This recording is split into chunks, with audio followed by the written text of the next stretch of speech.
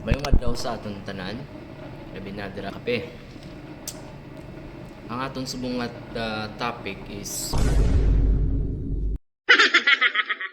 floor wax. Ang kontrobersyal nga floor wax.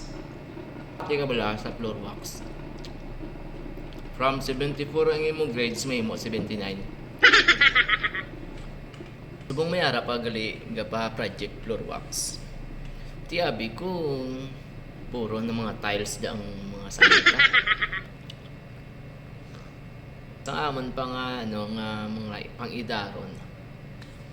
Ang floor wax ya. Kung ara ka nabi sa ital-ital, kinanlan mo gid bakal floor wax. Kaya mo gid makaluwas mo. Hindi pa tayo usos ang nayang kanya mga libre ta ka milk tea. Sa kay may floor wax ka makaluwas ka gid. Muna gani madamo gid nga salamat sa company sa floor wax. Tungod sa imo damo kami nabulikan. Mga estudyante so ayos.